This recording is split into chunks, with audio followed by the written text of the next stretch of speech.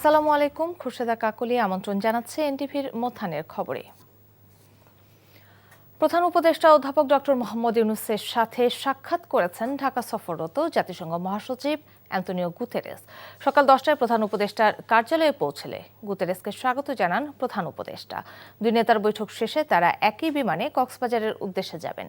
প্রধান উপদেষ্টা নির্মাণাধীন কক্সবাজার আন্তর্জাতিক বিমানবন্দর ও খুরুশুল জলবায়ু উদ্বাস্তু কেন্দ্র পরিদর্শন করবেন। অন্যদিকে জাতিসংঘ মহাসচিব গুতেরেস বিমানবন্দর থেকে সরাসরি উখিয়ায় রোহিঙ্গা শরণার্থী শিবির পরিদর্শন করবেন। সন্ধ্যায় প্রধান উপদেষ্টা ও জাতিসংঘ মহাসচিব 1 লাখ রোহিঙ্গা শরণার্থীর সাথে ইফতারে যোগ দেবেন। এরপর রাতেই ঢাকায় ফিরে আসার কথা রয়েছে তাদের। এদিকে সকালে প্রধান উপদেষ্টার সাথে সাক্ষাতের আগে হোটেল ইন্টারকন্টিনেন্টালে জাতিসংঘ মহাসচিবের সাথে সৌজন্য সাক্ষাৎ করেন পররাষ্ট্র উপদেষ্টা তৌহিদ হোসেন এবং প্রধান উপদেষ্টার রোহিঙ্গা সমস্যা ও অগ্রাধিকার প্রাপ্ত বিষয়াবলী সংক্রান্ত বিশেষ প্রতিনিধি খলিলুর রহমান। বৈঠকে রোহিঙ্গা সংকট সমাধান সহ মানবিক সহায়তার বিষয়ে আলোচনা হয়। আসন্ন ঈদুল ফিতর উপলক্ষে ট্রেনের অগ্রিম টিকিট বিক্রি শুরু হয়েছে। শুক্রবার সকাল 8টা থেকে অনলাইনে টিকিট বিক্রি শুরু হয়। মাত্র কয়েক মিনিটের মধ্যে বিক্রি হয়ে যায় অধিকাংশ টিকিট। আজ রেলওয়ের পশ্চিমাঞ্চলের আন্তনগর ট্রেনের টিকিট বিক্রি শুরু হয়। পর্যায়ক্রমে আন্তনগর ট্রেনের 7 দিনের অগ্রিম টিকিট বিক্রি করা হবে। এছাড়া দুপুর 2টায় বিক্রি শুরু হবে পূর্বাঞ্চলের আন্তনগর ট্রেনগুলোর টিকিট। যাত্রীদের সুবিধার জন্য শতভাগ টিকিট অনলাইনে বিক্রি করা হবে। আগামী 1 এপ্রিল পবিত্র ঈদুল ফিতরের দিন ধরে ট্রেনের আসনের অগ্রিম টিকিট বিক্রির সিদ্ধান্ত নিয়েছে বাংলাদেশ রেলওয়ে। সিদ্ধান্ত অনুযায়ী ঈদের আগে আন্তনগর ট্রেনের 24 মার্চের টিকিট বিক্রি করা হচ্ছে আজ। এছাড়া পর্যায়ক্রমে 30 মার্চ পর্যন্ত টিকিট বিক্রি করা হবে, একধারে 20 মার্চ পর্যন্ত। এছাড়া চাঁদ দেখার উপর ভিত্তি করে 31 মার্চ এবং 1 ও 2 এপ্রিলের টিকিট বিক্রি করা হতে পারে। এছাড়া যাত্রী সাধারণের অনুরোধে 25% টিকিট যাত্রা শুরুর আগে প্রারম্ভিক স্টেশন থেকে পাওয়া যাবে। ঈদযাত্রার অগ্রিম টিকিট একজন যাত্রী সর্বোচ্চ একবার কিনতে পারবেন এবং এক্ষেত্রে 4টি আসন সংগ্রহ করতে পারবেন। এই ঈদে জামা জুতো অ্যাকসেসরিজের ডিসকাউন্ট। অতীতে বিশেষ করে আওয়ামী লীগ আমলে ধর্ষণের বিচার না হওয়া, এমনকি ধর্ষকদের পুরস্কৃত করার কারণে দেশে ধর্ষণ বৃদ্ধি পেয়েছে বলে মন্তব্য করেছেন জাতীয়তাবাদী মহিলা দলের সভাপতি আফরোজা আব্বাস। সকালে মাগুরার শ্রীপুর উপজেলার জারিয়া গ্রামে শিশু আসিয়ার বাড়িতে তার মায়ের সাথে সাক্ষাৎকালে এমন মন্তব্য করেন তিনি। ধর্ষণের প্রমাণ ও আলামত থাকায় আগামী 7 দিনের মধ্যে বিচার কার্যক্রম করার দাবিও জানান তিনি। এ সময় তিনি দেশে ধর্ষকদের প্রকাশ্যে বিচার কার্যকর করার দাবিও জানান। আসিয়ার ধর্ষকদের দ্রুত দৃষ্টান্তমূলক বিচারের মুখোমুখি করে দেশের আইন শৃঙ্খলা পরিস্থিতি উন্নতি করবে বলেও আশা প্রকাশ করেন মহিলা দলের সভাপতি। এ সময় আসিয়ার পরিবারকে বিএনপির ভারপ্রাপ্ত চেয়ারম্যান তারেক রহমানের পক্ষ থেকে আর্থিক সহায়তা প্রদান করেন আফরোজা আব্বাস।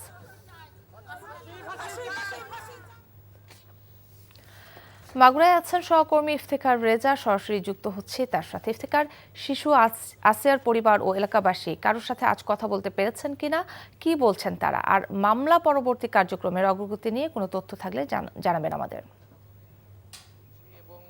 শিশু আসিয়া ধর্ষণের যে ঘটনা, সে ঘটনার পরিপ্রেক্ষিতে তার দাফনের পরদিনও নানা মঞ্চ বা প্ল্যাটফর্ম থেকে বিক্ষোভ বা প্রতিবাদ জানানো হচ্ছে তার বিচারের দাবিতে, এবং এরকম ঘটনা যাতে পরবর্তীতে না ঘটে এমনটাই দাবি জানাচ্ছে বিভিন্ন শ্রেণী পেশার মানুষ। এবং আমি যদি আমি দেখাতে চাই যে বাংলাদেশ মহিলা পরিষদ মাগুরা জেলা শাখার পক্ষ থেকে মানববন্ধন করছেন তারা, এবং এরপর হয়তো তারা মৌন মিছিলে অংশগ্রহণ করবেন।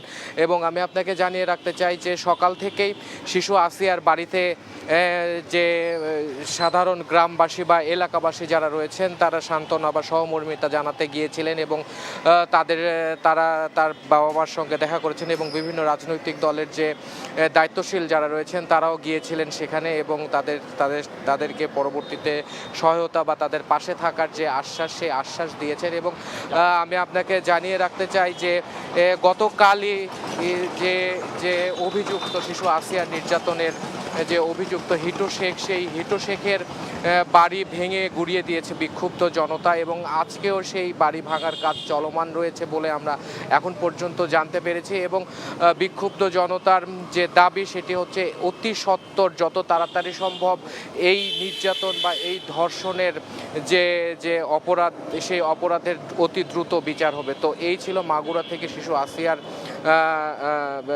দাফনের সর্বশেষ তথ্য। এই ঈদে জামা জুতো অ্যাক্সেসরিজের ডিসকাউন্ট। বিচারের দীর্ঘসূত্রতা এবং প্রকৃত অপরাধীরা শাস্তি না পাওয়ায় ধর্ষণ কমছে না এমন মন্তব্য বিশেষজ্ঞদের। আর তাই বিশেষ ট্রাইব্যুনাল গঠন করে দ্রুত বিচারের তাগিদ দেন তারা। সে সাথে বিকৃত মস্তিষ্কের অপরাধীদের নিয়ে গবেষণা বাড়াতে মনোবিজ্ঞানীদের পরামর্শ দিয়েছেন বিশ্লেষকরা। তাদের দাবি, হাইকোর্টে রুল অনুযায়ী সরকারি বেসরকারি সব প্রতিষ্ঠানে যৌন নিপীড়ন সেল গঠন করতে হবে। ধর্ষণের ভয়াবহতা এবং প্রতিরোধে করণীয় নিয়ে মুকসিমুল আহসানের 2 পর্বের ধারাবাহিকের আজ দেখুন শেষ পর্ব। একদিকে অনেক ধর্ষণের ঘটনাই সমাজে গোপন থেকে যায়, তার উপর যতগুলো প্রকাশিত হয় সেগুলো নিয়েও ভুক্তভোগীদের মাঝে মামলা করার প্রবণতা কম। পুলিশ সদর দপ্তরের তথ্য মতে গত 6 বছরে নারী ও শিশু নির্যাতনের মামলা করেছেন 1,24,695 জন, যেখানে দেখা যাচ্ছে বছর বছর ক্রমেই ধর্ষণ এবং যৌন নির্যাতনের মামলার সংখ্যা কমছে। আর এর পেছনের কারণ স্পষ্ট হয় ধর্ষণ বিচারের পরিসংখ্যান দেখলে। নারী অধিকার নিয়ে কাজ করা বেসরকারি সংস্থা নারী পক্ষের গবেষণা অনুযায়ী 2011 সাল থেকে 2018 সাল পর্যন্ত বাংলাদেশে 4,372টি ধর্ষণ মামলা হয়েছে, যার মধ্যে মাত্র 5টি মামলায় দোষীরা শাস্তি পেয়েছে। এমন পরিসংখ্যান থেকে সহজেই বোঝা যায় ধর্ষণের বিচার ব্যবস্থার দুর্বলতা। ধর্ষণের বিচার হয় না, ধর্ষণের বিচার খুব টাফ, অনেক নিয়ম পদ্ধতি ময়নাতদন্ত লাগে, এই রিপোর্ট পেতে দেরি হয়। আমাদের এক সময় আমরা দেখেছিলাম যে ওয়ান স্টেপ সেন্টার, এক সেন্টারের মধ্যে সব কিছু হবে। আমি জানি না এটা বলবৎ আছে কিনা, ওটা না থাকলে ওটাকে খুব বেগবান করতে হবে, ওটা সক্রিয় করতে হবে এবং দ্রুত বিচার করতে হবে। যে আইনগুলোতে ফাঁকফোকর আছে, যে কারণে আসামি বেরিয়ে আসে, হ্যাঁ, বেল পে, যেটা নন বেলেবল অফেন্সে বেল পে আসে, কি কারণে আসে সেটা একটা দেখা দরকার। দেখেন, আমরা তো যমুনা সেতু করি, পদ্মা সেতু করি, মেট্রো রেল করি, এত কিছু করি, এগুলো তো ম্যাটেরিয়াল, কিন্তু একটা রাষ্ট্রের জীবনমান উন্নয়ন করাটা কিন্তু খুব জরুরি। ভর্তুকি দিয়ে হলেও গভর্নমেন্ট থেকে আপনি মামলা পরিচালনার নেন, দায়িত্বটা নেন, বিশেষ করে এই সেন্সিটিভ কেসগুলোতে, যেই মামলা ব্যয় ভিকটিম বহন করবে না, যেই মামলা অ্যাটলিস্ট প্রায়োরিটি পাবে, যেটা আমরা বলি দ্রুত বিচার ট্রাইব্যুনাল। সেই সাথে বিশেষজ্ঞরা বলছেন বিকৃত মানসিকতা থেকেই ধর্ষণ বেশি হয়, আর তাই এমন অপরাধের বিচারের পাশাপাশি এ নিয়ে প্রয়োজনীয় গবেষণা এবং চিকিৎসার তাগিদ বিশ্লেষকদের। যারা দোষী তাদের একটু মাথার মধ্যে ঢুকে বুঝতে হবে যে কেন এটা করে। এই রিসার্চ, এই জরিপ, এই সার্ভে আমরা কোনোদিন করাতে পারিনি, কারণ পারপেট্রেটরদেরকে গিয়ে কথা বলা খুবই কঠিন। এদের ফিডিওফিলিক কিনা, একটা রোগ টার্মিনোলজি সেটা কিনা, সেটা তাদেরকে ধরে নিয়ে এসে তাদেরকে জাজমেন্ট করাইতে হবে, হ্যাঁ, তাদের যদি থাকে সেটা চিকিৎসা করাইতে হবে। তারা অন্যায় করলে সেটা অপরাধ, সেটাকে আমরা রোগ হিসেবে তাকে রেহাই দিতে চাই না। তাদের মতে ধর্ষণ বন্ধ করতে হলে সবার আগে হয়রানি এবং নির্যাতন বন্ধে কার্যকর পদক্ষেপ নিতে হবে এখনই। আপনাকে হ্যারাসমেন্ট লকে প্রায়োরিটি দিতে হবে। আপনাকে হাইকোর্টের হওয়া রায় যে প্রতিটা প্রতিষ্ঠানে, শুধু শিক্ষা প্রতিষ্ঠান না, কিন্তু প্রতিটি প্রতিষ্ঠানে যৌন নিপীড়ন বিরোধী সেল গঠন করতে হবে। 2009, এটা 2025 রায় হয়ে আছে, কিন্তু দুঃখজনক হলে সত্যি আমরা কোনো প্রতিষ্ঠানগুলোতে এই যে একটা যৌন নিপীড়ন বিরোধী সেল নাই কেন, আজ পর্যন্ত কোনো মন্ত্রণালয়, কেউ, কোনো প্রতিষ্ঠান সেই বিষয়ে কোনো কিছু আর জরিপ চালায় নাই। আইনি কাঠামো শক্তিশালী করা, দ্রুত বিচার নিশ্চিত করার সাথে নারীর প্রতি দৃষ্টিভঙ্গি বদলানো এবং সচেতনতা বাড়াতে পারলে ধর্ষণ প্রতিরোধ সম্ভব বলে মনে করেন বিশেষজ্ঞরা। আমি যদি সেটাকে ভিন্নভাবে দেখি। Muksimul Ahsan, NTV news, Dhaka. রাজধানীর বাজারে সয়াবিন তেলের সরবরাহ বেড়েছে। রমজানের শুরুতে যেমন ছিল তার চেয়ে দাম কমেছে সবজির, তবে ইফতারে চাহিদা থাকায় আমদানি করা ফলের দাম আরেক দফা বেড়েছে। সেই খবর জানতে যাচ্ছে স্টাফ করেসপন্ডেন্ট মিসবাহ হাসানের কাছে। তিনি আছেন মোহাম্মদপুরের টাউন হল বাজারে। মিসবাহ, সয়াবিন তেলের সরবরাহ কি স্বাভাবিক দেখছেন? সব মিলিয়ে বাজার পরিস্থিতি নিয়ে কি বলছেন ক্রেতা বিক্রেতারা, জানাবেন আমাদের।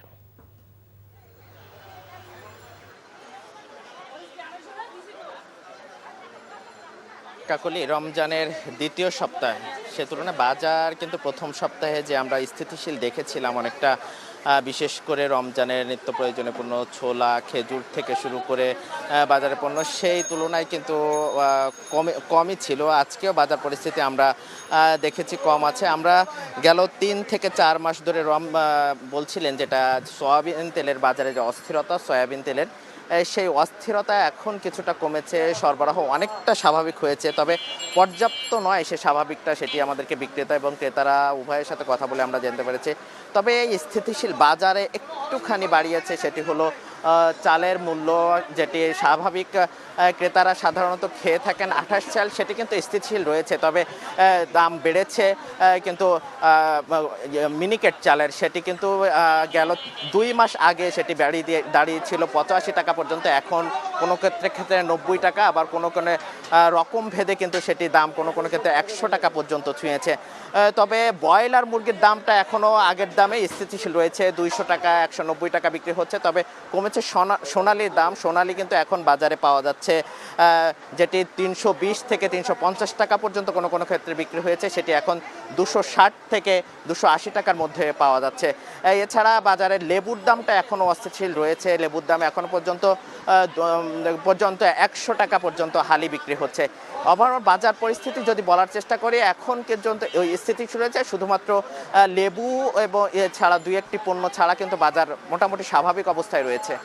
এই ছিল সবশেষ কাকলি। মিসবাহ, আপনাকে ধন্যবাদ। দর্শক, জানছিলাম রাজধানীর বাজার পরিস্থিতির খবর।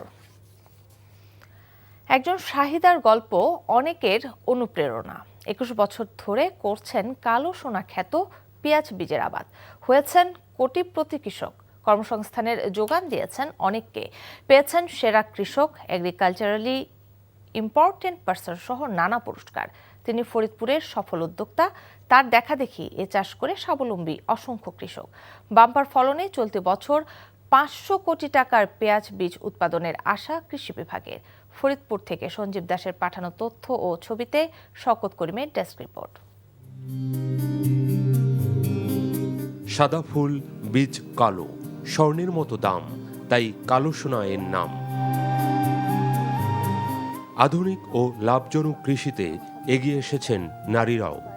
এমনই এক সফল কৃষক উদ্যোক্তা ফরিদপুর শহরতলির অম্বিকাপুরের গৃহবধূ শাহিদা বেগম।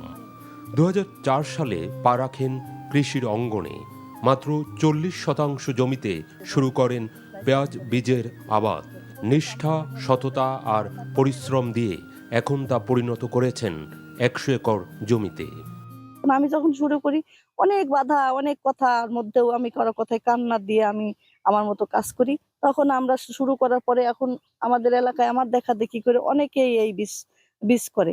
পেঁয়াজের বীজটা আর পেঁয়াজের যে ঘাটতি আছে, এই ঘাটতি আমাদের দেশের পূরণ হবে এবং আমরা বাহিরে দিতে পারবো, আমাদের বাহিরে থেকে আনতে হবে না, সেই লক্ষ্যে আমরা কাজ করতে।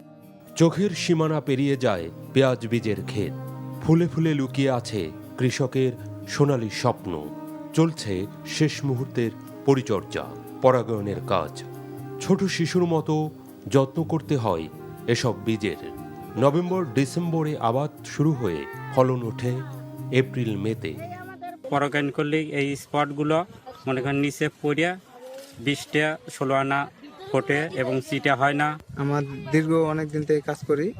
জমি আছে প্রায় 100 একর, লোকজন আছে 50 থেকে 60 জন। নারী পুরুষ দিয়ে আমরা বহুত লোক কাজ করি, যা বেতন দেয় আল্লাহর রহমতে আমাদের দিন মজুরি ভালোই যায়।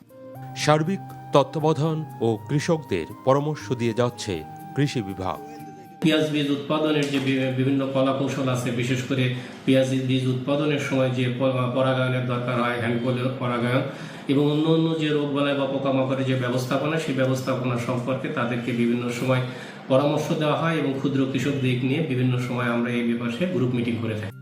দেশে পেঁয়াজ উৎপাদনে দ্বিতীয় এ জেলা, পাশাপাশি 50% পেঁয়াজ বীজ বা কালো সোনার চাহিদা মেটায় এখানকার কৃষকরা। শুরুতে নিজের ভাগ্য, এরপর দেশের অর্থনীতি বদলের স্বপ্ন দেখছেন শাহিদার মতো উদ্যোক্তারা। প্রতি বছরে তো শওকত করিম, এনটিভি নিউজ ডেস্ক। দর্শক, এই ছিল মধ্যাহ্নের খবরে। এই খবরের ভিডিও সহ আপডেট জানতে ভিজিট করুন এনটিভি অনলাইন www.ntvbd.com। এছাড়াও এনটিভির জনপ্রিয় সব অনুষ্ঠান ও খবরের আপডেট জানতে ভিজিট করুন আমাদের ইউটিউব ও ভেরিফাইড ফেসবুক পেজ। দুপুর 2টায় দুপুরের খবর দেখার আমন্ত্রণ রইল। ধন্যবাদ সবাইকে।